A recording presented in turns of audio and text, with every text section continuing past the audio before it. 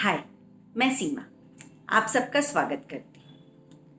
आज की डेट में हमारी सोसाइटी में मेंटल इलनेस बहुत बढ़ रही है, स्ट्रेस बढ़ रहा है, डिप्रेशन बढ़ रहा है और जितनी ये प्रॉब्लम्स आ रही हैं उसी हिसाब से हीलिंग थेरेपीज़ बहुत सारी हो रही है। हीलिंग थेरेपीज़, काउंसलिंग, लोग किसी भी तरीके से अपने आप को सेटल करने की कोशिश कर रहे हैं। और जब भी हम लोग इन चीज़ों पे काम करने जाते तो फॉरगिवनेस की बात बहुत आती है। तो इसमें एक बड़ा इंटरेस्टिंग सी चीज़ है कि फॉरगिवनेस मतलब सामने वाले ने गलती की और आपने उसको माफ़ कर दिया। फॉरगिवनेस में हमेशा आप अपर हैंड में हो जाते हैं कि आप कितने अच्छे हो ना कि मैंने फॉरगिव किया, सामने वाले ने मेरे साथ गलत किया फिर भी मैंने उसको फॉरगिव किया। लेकिन अगर बड़ी पिक्चर देखेंगे, जैसे कि किसी ने मुझे धक्का दिया और मुझे बहुत सारी चोट लगी और उसके लिए मैंने उसको फॉरगिव किया, ऐसा ही होगा ना। जब हम बड़ी पिक्चर देखते हैं तो पता चलता है कि जिसने मुझे धक्का दिया एक्चुअली वो खुद ही बैलेंस नहीं था, किसी और ने तो उसको बहुत ज़्यादा जोर से धक्का दिया था और चूंकि वो अपना बैलेंस संभालने की कोशिश में मेरे ऊपर गिर गया। तो क्या उसकी गलती है?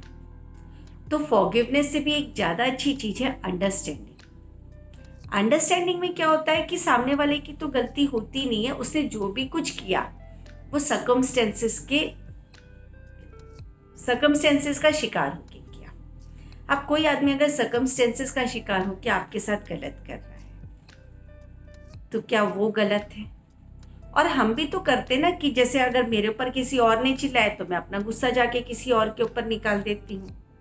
किसी एक आदमी ने मुझे धोखा दिया तो मैं किसी के भी ऊपर ट्रस्ट करना बंद कर देती हूँ। हमेशा ही तो हम अपना गुस्सा किसी और के ऊपर निकालते हैं। टीचर की अपनी प्रॉब्लम्स होती तो वो बच्चों के ऊपर कई बार अपना गुस्सा निकाल देती हैं। मम्मी अपने बच्चों के ऊपर अपना गुस्सा निकाल देती हैं। बॉस अपने ऑफिस के लोगों के ऊपर निकाल देते हैं।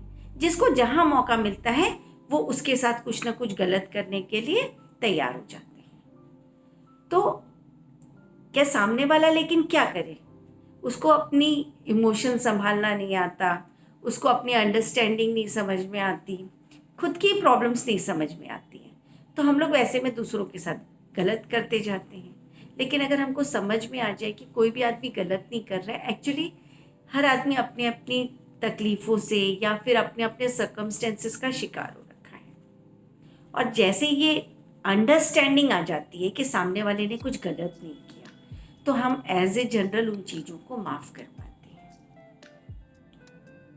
और जब ऐसे जनरल हम उन चीज़ों को माफ़ कर पाते हैं तो फिर क्या होता है कि ना कोई अपर हैंड होता है और ना कोई लोअर हैंड होता है, दोनों एकदम इक्वल होते हैं। और जब दोनों इक्वल होते हैं तो उनके बीच में जो कम्युनिकेशंस होती हैं, इवन स्पाउसेस में या पेरेंट्स चिल्ड्रन में या फिर कहीं पे भी, जब अपर हैंड लोअर हैंड नहीं होता है, एकदम बराबर के लेवल पे कम्युनिकेशन होता है तो हार्ट्स ओपन हो जाते हैं। और हार्ट्स ओपन हो जाते हैं तो फिर रिलेशंस बहुत ब्यूटीफुल हो जाते हैं। तो आगे से हम जब भी कोई गलत करें तो कम से कम उसके शूज़ में पैर रख के फाइंड आउट कर लें, कोशिश तो कर लें कि उसने ऐसा हमारे साथ क्यों किया। और जब समझ में आएगा तो बहुत सारी चीज़ें अपने आप सेटल हो जाएगी। जैसे एक एग्जांपल है झूठ बोलना। सामने वाला मेरे से झूठ क्यों बोला, बहुत गुस्सा आता है, हम माफ़ी की बात करते हैं कि हाँ मैं उसको चलो फॉरगिव कर देती हूँ, मैं अपर हैंड में हो गई। लेकिन जैसे मुझे पता चलता है कि उसने झूठ इसलिए बोला क्योंकि वो मुझे हर्ट से बचाने की कोशिश कर रहा है, मेरे लिए उसने झूठ बोला, तो ये फिर आ गई अंडरस्टैंडिंग की बात। और यहाँ पे हार्ट्स ओपन होने शुरू हो गए। और जैसे हार्ट्स ओपन होते हैं, हम सारे काम ही इसलिए कर रहे हैं ना कि हार्ट्स को ओपन कर सकें, हीलिंग कर सकें, इमोशनल वेलबींग कर सकें। तो चलिए हम लोग एक दूसरे को समझने की कोशिश करते हैं और लोगों को भी अवेयर करते हैं और फिर मिलते हैं। तब तक के लिए टेक केयर।